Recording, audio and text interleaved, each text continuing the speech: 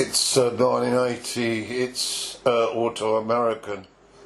It's the fifth studio album by the American rock band Blondie, and it's regarded as a radical departure for the band, with the introduction in significant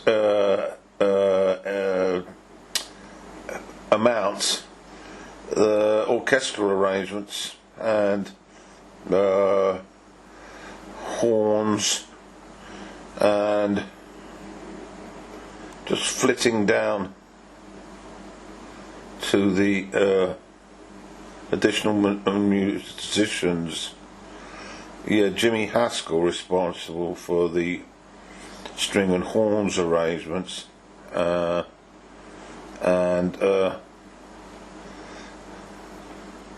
there were quite a few additional musicians.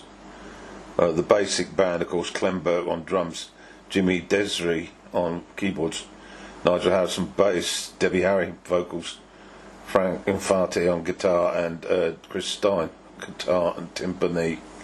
I'm going to go through this one and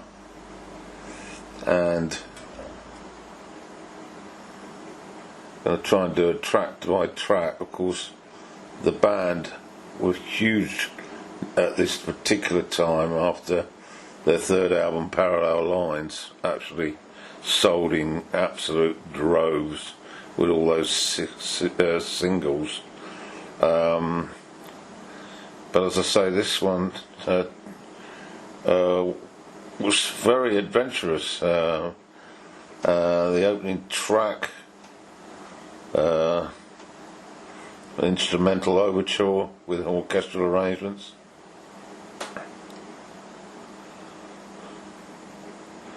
and there was also they started to explore other musical genres, jazz and blues influences, and there's a bit of ska thrown in here, combining funk, rock and jazz. And they were also starting to dabble with rap. So let's have a listen to this one, produced by Mike Chapman out of LA, and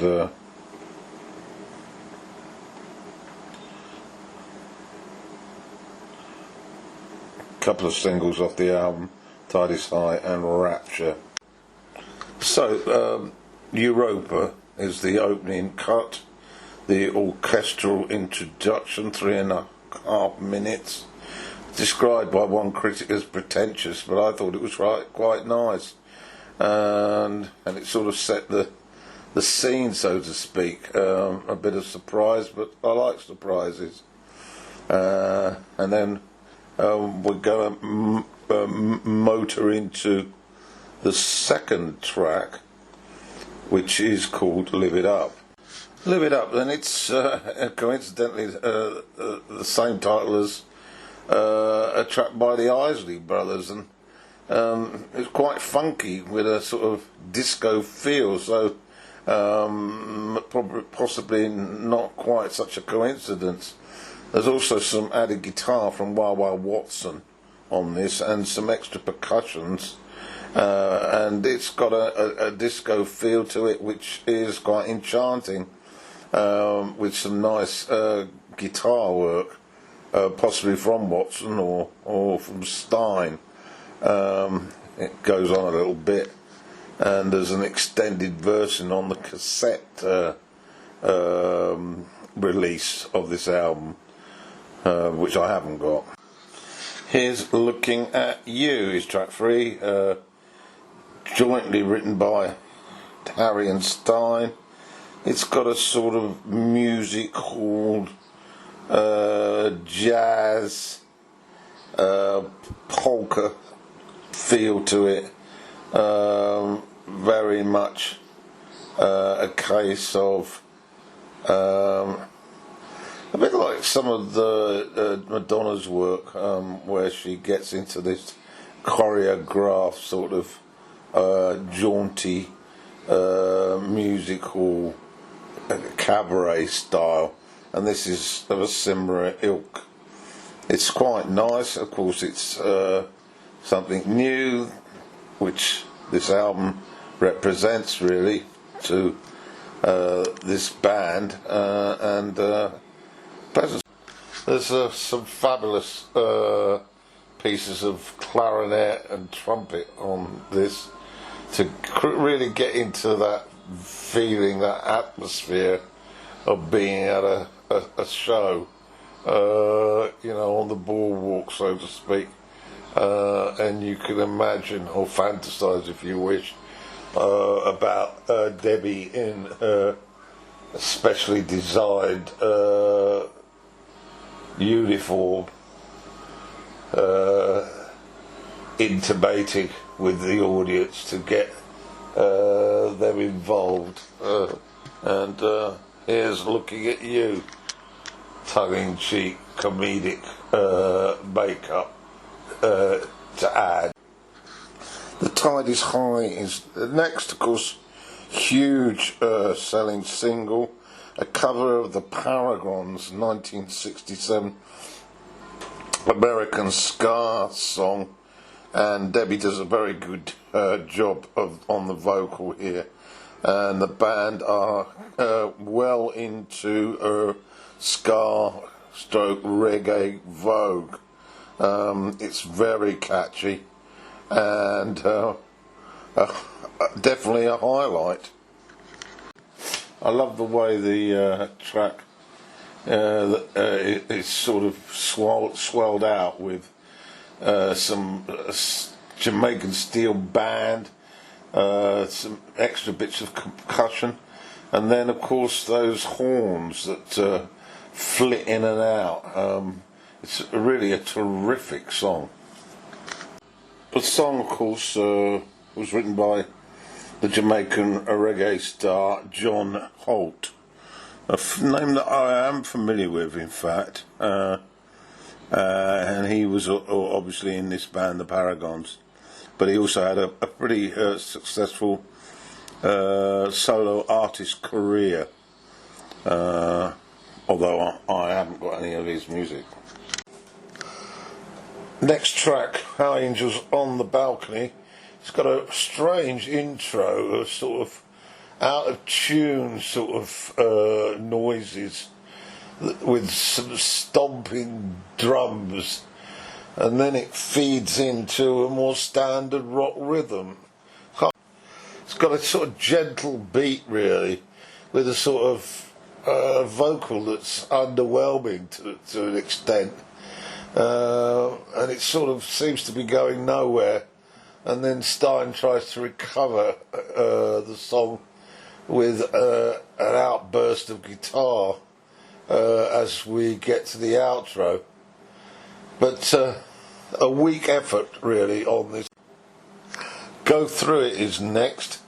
Pretty standard beat, but they introduce some horns which sort of spit out at you between Debbie's vocals, and it doesn't really quite fit, although it's an interesting idea, but the guitar sound is very sort of almost music soundtrack stuff from the 50s, so I don't know if the horns are to try and recreate that sort of idea. Interesting. On to side 2 then, Do the Dark. This is written by the keyboard player Desiree, and he features quite significantly on this with some rather elaborate sort of synthesized keyboard work, which replaces the guitar really as the lead instrument, balancing Debbie's vocals. It's okay, but nothing particularly striking. Right, this is causing a lot of trouble, this Olympus. Rapture, the centrepiece really of the album. It's got an absolutely hypnotic disco beat, which traverses the whole of the 6 minutes on this album, Bertie, and it holds together very well, even though it was obviously recorded in 1980. Debbie's vocals are superb, and it really is a get up and dance highlight. Problem with this machine, just a couple of points to note about it is towards the back end there's a neat little solo by Tom Scott, a familiar name in American saxophonist circles, and Debbie also indulges in some sort of rap, early rap, it has to be said, which is a nice touch. And finally, towards the back end, I think it's worth saying that it certainly owes a nod to some of the work at this time by Grace Jones in terms of the rhythm, and also there's a nice sort of guitar solo that meshes neatly with that rhythm at the back end. It's certainly a highlight, although maybe a touch too long. 1, 2, 3, 4.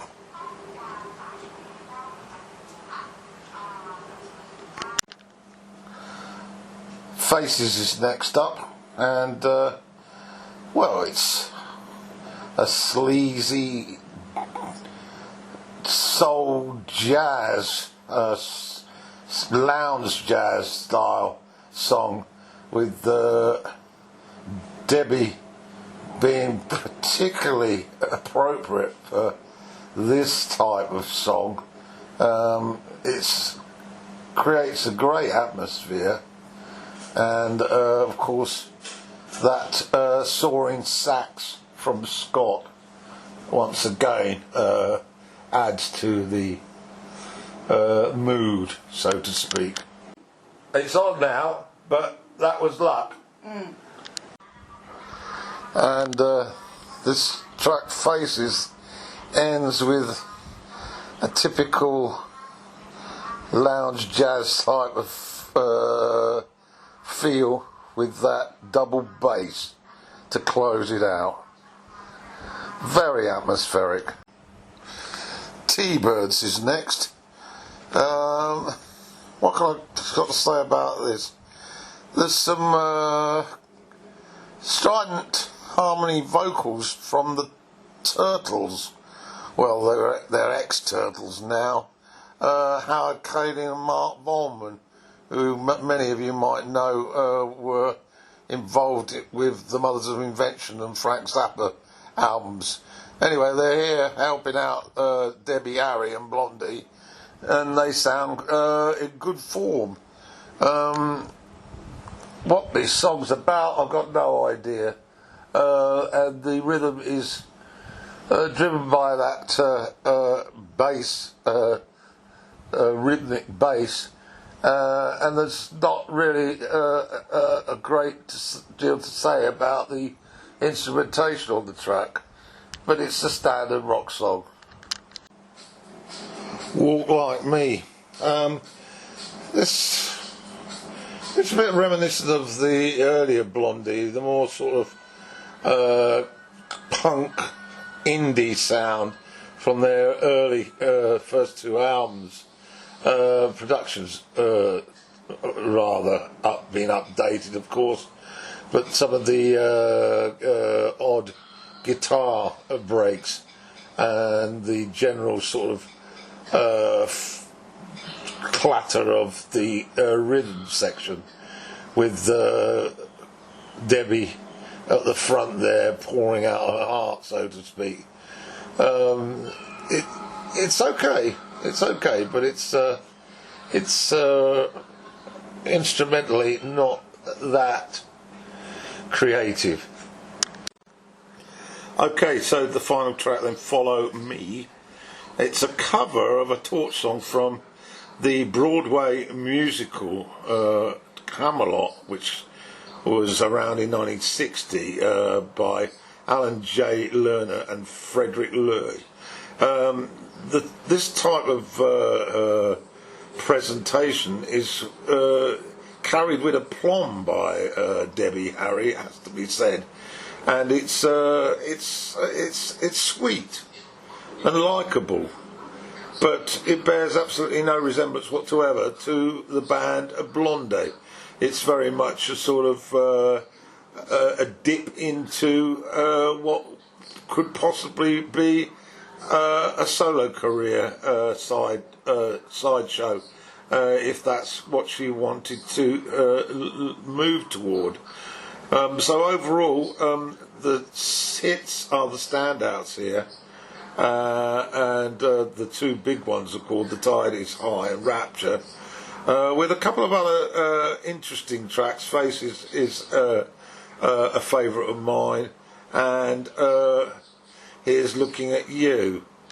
So that's it then. That's the Autoamerican 1980 Blondie's fifth album review.